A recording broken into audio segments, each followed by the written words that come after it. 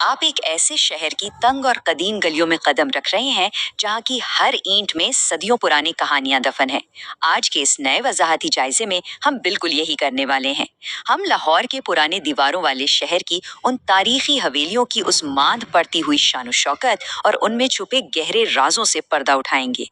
देखें, ये कोई आम इमारतों की बात नहीं हो रही, बल्कि हम उन दीवारों के पीछे बसने वाले इंसानों की जिंदगियों को खोजने वाले हैं। तो चलें, बगैर किसी ताखीर के इस शानदार तारीख में सीधे गोता लगाते हैं और देखते हैं कि ये दीवारें हमें क्या बताना चाहती हैं। फराहम करदा माखज इन ढांचों के बारे में एक बहुत ही कमाल की बात कहता है। वो इनको सिर्फ ईंट और गारे का ढांचा नहीं कहता, बल्कि एक जिंदा अजायब घर करार देता है। जरा सोचें, ऐसी जिंदा हस्तियां जो सदियों की अनकही इंसानी कहानियों को अपने अंदर महफूज किए हुए हैं। ये इमारतें महज रहने की जगह नहीं थीं, ये अपने दौर के मुआशरे का जीता जागता अक्स थीं। यहाँ मोहब्बत के अफसाने भी परवान चढ़े और इक्तिदार की पेचीदा और गहरी साजिशें भी यहीं बनी गईं। और सच्ची बात तो ये है कि यहीं से हमें अंदाजा होता है कि हम सिर्फ फन्ने तामीर का नहीं, बल्कि एक पूरी की पूरी तहजीब का मुताला कर रहे हैं। अब सवाल ये पैदा होता है कि इस हैरत अंगेज सफर का आगाज होता कहाँ से है। जाहिर है, पुराने शहर के इन पुरवकार और शानदार दाखिली रास्तों से। भाटी, दहली, लोहारी और टकसाली। वैसे ये नाम तो आपने सुनी रखे होंगे, लेकिन याद रखें, ये सिर्फ रास्ते नहीं थे। ये दरअसल उन हवेलियों के मुहाफिज थे जो अपने अंदर नाकाबिले तसव्वुर दौलत, बेपनाह ताकत और ऐसे गहरे राज छुपाए हुए थे जिनका हम आज तसव्वुर भी नहीं कर सकते। इन दरवाजों से अंदर दाखिल होते ही एक बिल्कुल अलग दुनिया शुरू हो जाती थी। अब अगर हम इनकी बनावट और तर्ज तामीर की बात करें ना, तो वक्त के साथ आने वाली तब्दीली वाकई हैरान कुन है। एक तरफ मुगल दौर है, जहां आपको सुर्ख ईंटों, ईरानी तर्ज की दिलकश फ्रेस्को पेंटिंग्स और छतों पर कश्मीरी लकड़ी के इंतहाई नफीस काम का गलबा नजर आता है। लेकिन फिर जब हम महाराजा रंजीत सिंह के सिख दौर में आते हैं, तो ये हवेलियां बहुत ज्यादा आराइशी हो गईं।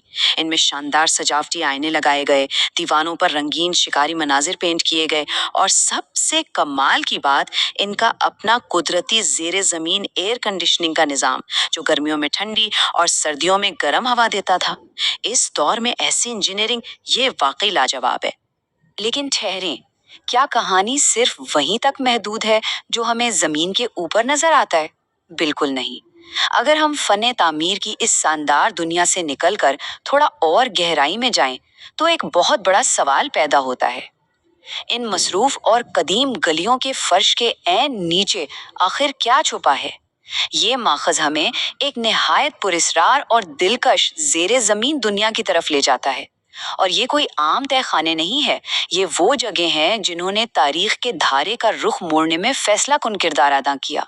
तारीखी दस्तावेजात हमें बताती हैं कि इन जेरे जमीन सुरंगों का बाकायदा एक इर्तिका हुआ है।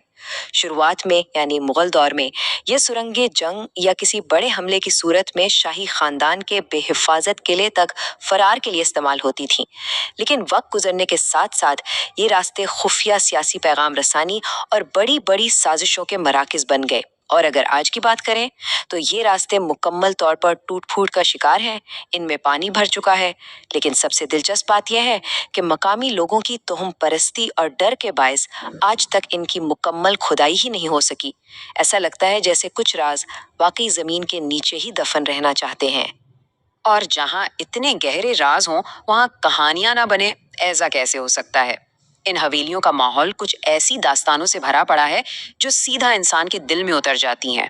माखिज एक वाक़े का जिक्र करता है जहां एक बेपनाह अमीर खानदान की बेटी, जिसे सितार बजाने का जुनून की हद तक शौक था, वो एक रात अचानक कहीं गायब हो गई।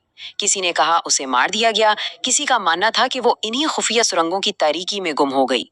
आज भी कहा जाता है कि जब रात खामोश होती है, तो मस्जिद वजीर खान के करीब उन खाली राहदारियों से सितार की मधम दर्दनाक मौसीकी सुनाई देती है। सचमुच रोंगटे खड़े कर देने वाली बात है ना?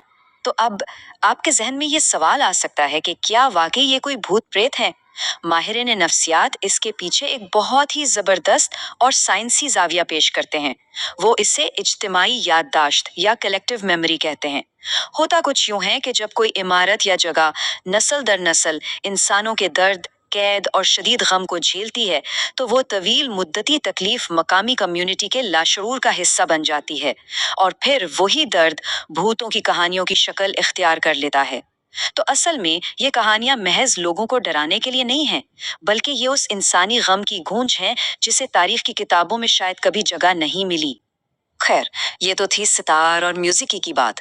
ذرا اس انتہائی لالچی تاجر کا قصہ بھی سنیں۔ اس نے اپنی بے پناہ دولت ایک حویلی کے خفیہ کمرے میں چھپائی اور مرنے سے پہلے وہ راز کسی کو نہیں بتایا۔ ماخذ کے مطابق آج تک اس حویلی میں اس بوڑھے تاجر کے قدموں کی پراسرار آوازیں آتی ہیں، جو ایسا لگتا ہے کہ اب بھی اپنے خزانے پر پہرا دے رہا ہے۔ اور آپ کو جان کر حیرانی ہوگی کہ آج تک خزانہ تلاش کرنے والوں نے وہاں کتنی دولت نکالی ہے؟ صفر! جی ہاں، بالکل صفر۔ سب کے سب آج تک خالی ہاتھ ہی لوٹے ہیں۔ اب ہم ان حویلیوں کے اس حصے کی طرف چلتے ہیں جو سب سے زیادہ رازوں میں لپٹا ہوا تھا، یعنی زنانہ۔ اور یہاں آ کر ایک بہت ہی تلخ اور سنجیدہ حقیقت ہمارے سامنے آتی ہے۔ یہ شاندار دیواریں، یہ بڑے بڑے خوبصورت کمرے دراصل ان عورتوں کے لیے ایک عمر بھر کا پنجرا تھے۔ ماخذ بڑی وضاحت سے بتاتا ہے کہ ان خواتین کی پوری دنیا اسی چار دیواری کے اندر قید تھی۔ انہیں بیرونی دنیا سے کوئی رابطہ رکھنے یا اپنی زندگی کا کوئی بھی فیصلہ کرنے کا کوئی حق نہیں تھا۔ ان حصوں میں مردوں کا جانا بالکل منع تھا، اور یہاں گزرنے والی زندگیوں کے دکھ آج بس انہی دیواروں میں دفن ہیں۔ سوچیں ذرا، جب آپ کو باہر کی دنیا دیکھنے کی آزادی ہی نہ ہو تو آپ کیا کریں گی؟ ان خواتین نے اپنے جذبات کے اظہار کا ایک نہایت انوکھا اور دردناک طریقہ ڈھونڈ نکالا۔ انہوں نے اپنے دل کی باتیں، اپنے خواب فن تعمیر میں نقش کر دیے۔ وہ آسمان، وہ ستارے اور وہ پرندے جنہیں وہ صرف کھڑکیوں کی آئینی جالیوں سے دیکھ سکتی تھیں، انہوں نے انہیں دیواروں پر کندہ کر دیا۔ تاریخ نے بے شک ان کے نام بھلا دیے ہیں، لیکن ان حویلیوں نے ان کی خواہشات کو ان شاندار نقاشیوں کی صورت میں آج بھی سنبھال کر رکھا ہوا ہے۔ اسی طرح زینانہ سے ذرا باہر قدم رکھیں تو ہیرا منڈی کی حویلیوں کی دنیا تھی۔ ان طوائفوں کی زندگیوں کا جو خاکہ ماخذ نے پیش کیا ہے وہ انتہائی متوازن اور آنکھیں کھول دینے والا ہے۔ ایک طرف تو یہ خواتین کوئی عام لوگ نہیں تھیں، وہ کلاسیکی موسیقی، فلسفے اور شاعری میں اعلیٰ تعلیم یافتہ تھیں۔ ان کی حویلیاں تو باقاعدہ اسکول کا درجہ رکھتی تھیں جہاں شہزادے آداب سیکھنے آتے تھے۔ لیکن تصویر کا دوسرا رخ کتنا تاریک ہے۔ ان میں سے بہت سی خواتین کو زبردستی اس دلدل میں دھکیلا گیا تھا۔ انہیں کبھی یہ حق نہیں ملا کہ وہ شادی کر سکیں یا ایک عام معاشرے میں باعزت زندگی گزار سکیں۔ عیش و عشرت کے پیچھے یہ ایک بہت بڑا المیہ تھا۔ اب ایک بہت ہی حیران کن موڑ آتا ہے۔ جیسے ہی ہم تاریخ کے صفحات پلٹتے ہیں اور برطانوی دور شروع ہوتا ہے تو ان حویلیوں کا کردار بالکل ہی بدل گیا۔ یہ بات واقعی سوچنے پر مجبور کرتی ہے کہ جو جگہ کبھی عمارت، رقص اور عیش و عشرت کے مراکز تھیں، وہ اچانک برطانوی راج کے خلاف آزادی کی تحریک اور مزاحمت کا سب سے مضبوط گڑھ کیسے بن گئیں؟ آخر ایسا کیا ہوا تھا؟ ہوتا کچھ یوں تھا کہ ان حویلیوں کا جو معمول کا روزمرہ زندگی والا ماحول تھا نا، وہی ان کا سب سے بڑا ہتھیار بن گیا۔ ظاہر میں وہاں عام چہل پہل ہوتی جس سے برطانوی پولیس کو ذرا بھی شک نہیں ہوتا تھا، لیکن انہی عمارتوں کے تہہ خانوں میں لالا لاجپت رائے جیسے رہنما آزادی کے خفیہ اجلاس کر رہے تھے۔ جب سینڈرس کا قتل ہوا تو بھگت سنگھ کے ساتھیوں کو انہی حویلیوں نے پناہ دی، حتیٰ کہ آزادی کے پیمفلٹ چھاپنے کے لیے خفیہ پرنٹنگ پریس بھی یہیں چلائے گئے۔ یہ عمارتیں اب محض رہائش گاہیں نہیں رہی تھیں، یہ ظلم کے خلاف بغاوت کے مضبوط قلعے بن چکی تھیں۔ لیکن ظاہر ہے اس بغاوت کی ایک بہت بھاری قیمت بھی چکانی پڑی۔ برطانوی دور میں ایک منظم طریقے سے ان شاندار عمارتوں کی تباہی کا آغاز کیا گیا۔ ان کی وہ تمام تر تاریخی اور ثقافتی حیثیت چھین لی گئی۔ کیسے؟ انہیں ضبط کر کے بالکل عام سے سرکاری دفاتر میں بدل دیا گیا۔ ان کے وسیع اور دلکش کمروں کو بورنگ تجارتی گوداموں کا روپ دے دیا گیا، اور حد تو یہ ہے کہ کچھ حویلیوں کو تو سیاسی قیدیوں کے لیے جیل کے طور پہ استعمال کیا گیا۔ یہ وہ وقت تھا جب ان دیواروں سے ان کا وقار بے دردی سے چھین لیا گیا۔ اور پھر وقت آگے بڑھا۔ اگر ہم آج کے دور کی بات کریں تو ذرا اس چارٹ پر غور کریں۔ قیام پاکستان اور تقسیم ہند کے بعد بہت سے خاندان جب ہندوستان ہجرت کر گئے تو یہ بڑی عمارتیں ویران ہو گئیں، لیکن آج ان پر آبادی کا دباؤ کتنا ہے۔ جس حویلی میں تاریخ کے کسی دور میں صرف ایک خاندان انتہائی شاہانہ انداز میں رہتا تھا، آج اسے چھوٹے چھوٹے حصوں میں تقسیم کر کے وہاں 15 خاندانوں نے اپنی رہائش بنا لی ہے۔ یہ بے پناہ بوجھ ان پرانی بنیادوں کے لیے برداشت سے باہر ہوتا جا رہا ہے، اور وہ تیزی سے کچلی جا رہی ہیں۔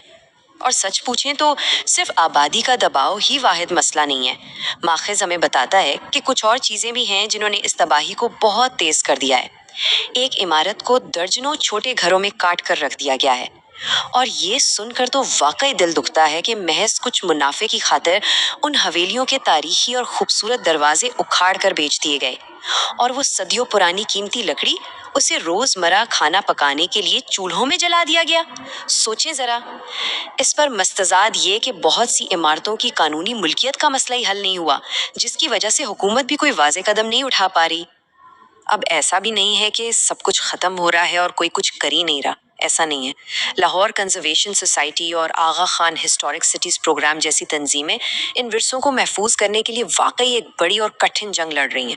انہوں نے کئی پروجیکٹس شروع کر رکھے ہیں، لیکن اصل رکاوٹ یہ ہے کہ تباہی کا پیمانہ اتنا زیادہ وسیع ہو چکا ہے اور وسائل اتنے کم ہیں کہ یہ کوششیں اونٹ کے منہ میں وزیرہ ثابت ہو رہی ہیں۔ تاریخ کو بچانا کوئی آسان یا سستا کام تو ہے نہیں۔